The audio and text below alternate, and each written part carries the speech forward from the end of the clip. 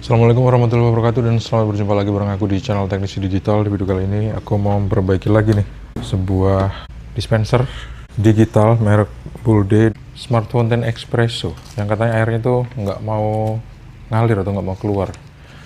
Lebih tepatnya ayo kita cek aja bareng-bareng ya gimana cara memperbaikinya. Tonton terus video ini sampai habis, jangan lupa untuk klik like, subscribe, dan membagikan video ini ke teman-teman kalian. Ini langsung aja kita colokin ke arus listrik 220 volt. Bismillahirrahmanirrahim. Kita hidupin saklar di belakangnya. Oh, nggak hidup karena belum dihidupin nih saklarnya. Tuh hidup ya, bunyi suara bip. Sekarang coba ayo kita operasiin. Kita kasih air dulu. Terus kita hidupin, kita double klik yang ini nih. Tuh.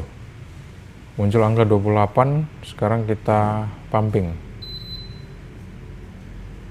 Nggak dengar ada suara motor yang hidup atau water pump yang hidup nih. Kita cancel dulu. Nih liatin ya. Tuh. Nggak ada suara water pump yang hidup. Kita cancel. Terus coba kita pumping yang ke kettle pendingin.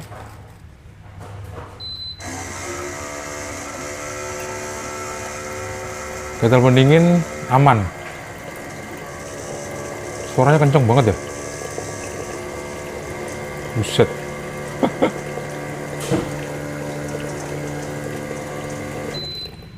Suaranya ngeri. Kok suaranya bisa sekencang itu ya?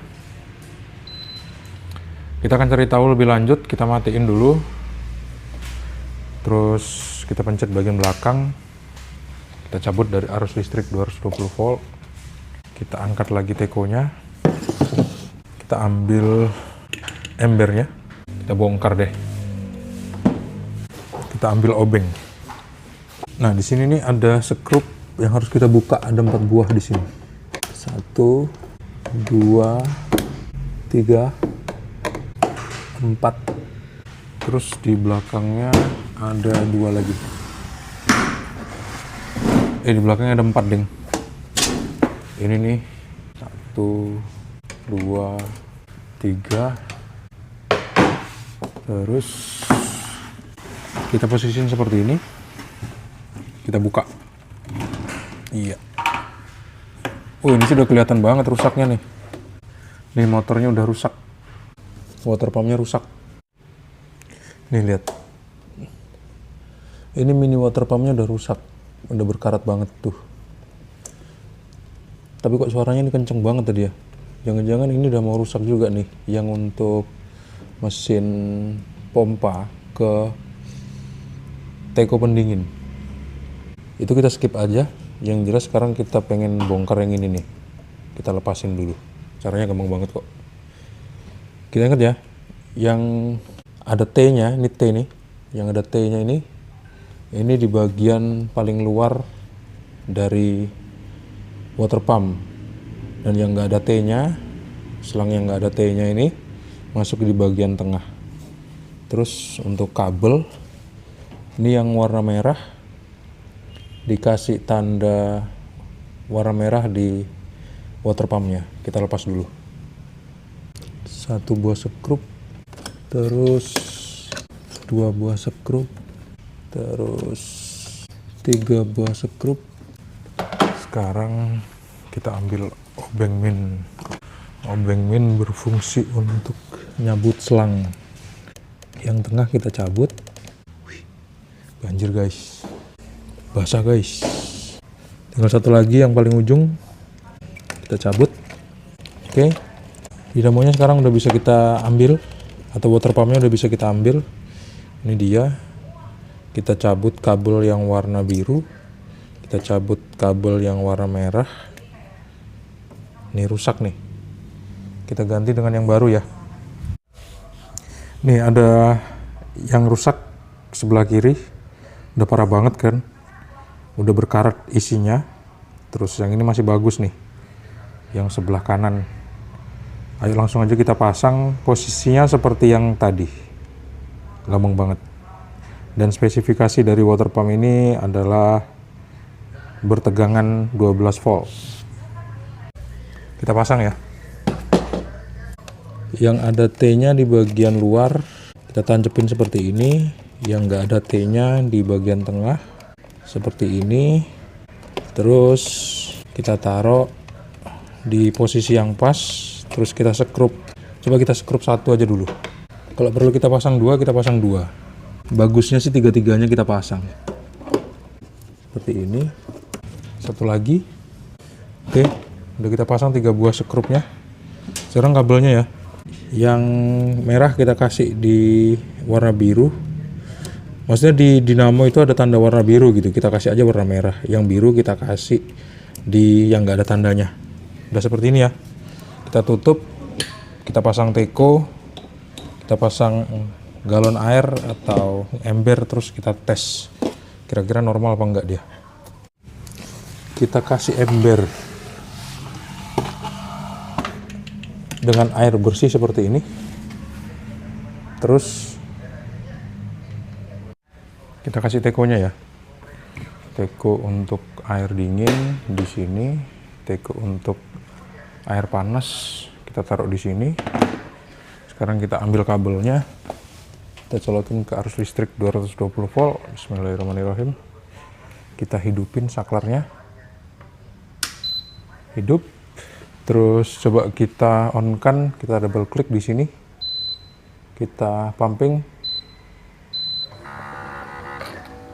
Tuh, air langsung ngalir ya, dan suaranya tuh halus. Halus banget suaranya. Nggak kayak yang dingin. Yang dingin itu maksudnya yang water pump untuk pendingin. Itu suaranya kencengnya minta ampun. Kayaknya sih motornya minta diganti juga. Tapi masih bisa hidup, masih bisa normal, jadi nggak usah diganti. Sekarang coba ya, kita tes ya. Tuh, suaranya kenceng banget tuh. Gile ya.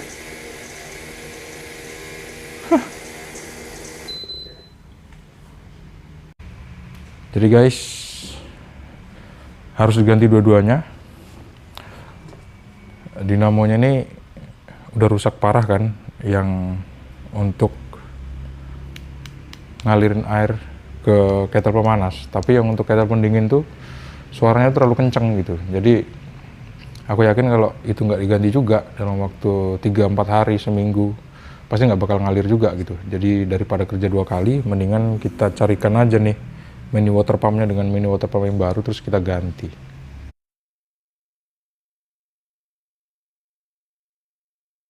Dan akhirnya sekarang terkonfirmasi bahwa yang punya pengen ganti motornya atau water pumpnya. Hari ini aku mau eksekusi, jadi mau langsung aku pasang mini water pumpnya di sini. Semoga bisa cepat sembuh dia.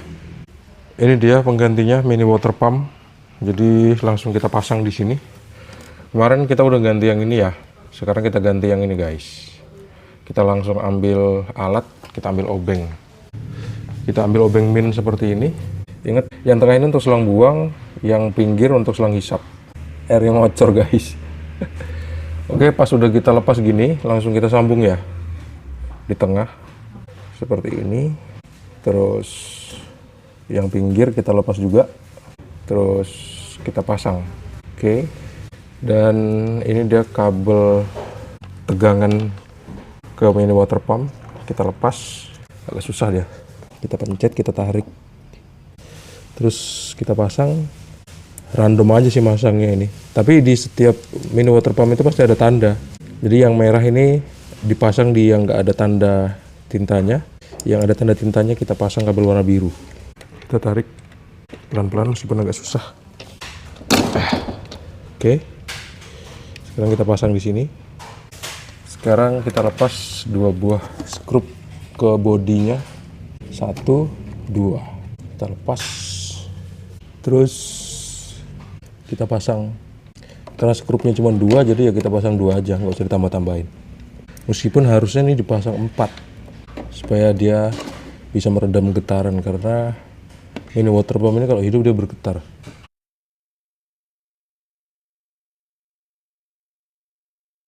Nah, kalau udah kita pasang seperti ini, kita pasang bodinya ya. Kita pasang bodinya. Iya. Oke. Jangan lupa ini penting banget, tekonya kita pasang dulu dan dibuka. Ini kesalahan yang umum yang sering dilakukan. Karena kalau kita lupa ngebukain tekonya, biasanya airnya bakal ngocor ke sini. Kita colokin ke arus listrik 220 volt. Bismillahirrahmanirrahim. Nih ya. Kita on kan. Hidup dia. Kita double klik. Terus kita double klik untuk pumping water ke ketel pemanas. Lupa. Airnya belum dipasang lagi. Kita pasang dulu airnya. Kita masukin selang. Kita ulangi ya. Kita pumping. Tuh, ngalir ya. Untuk ke ketel pemanas kita cancel. Karena kita udah tahu dia udah berfungsi dengan baik. Terus kita aktifkan pumping untuk ke teko pendingin. Kita double klik. Tuh. Udah ngalir kan airnya tuh. Mantap. Kita cancel. Coba kita tekan tahan selama 3 kali untuk mengaktifkan pendinginan. Tuh, kompresornya langsung aktif. Ini kita tunggu beberapa detik, mungkin 1 menit, 5 menit dia udah dingin airnya. Terus kalau kita pumping, yang keluar ke sini adalah air dingin. Jadi seperti itu pengoperasian untuk pendinginannya. Bukan kita tuang di sini dulu airnya, terus kita dinginkan, enggak.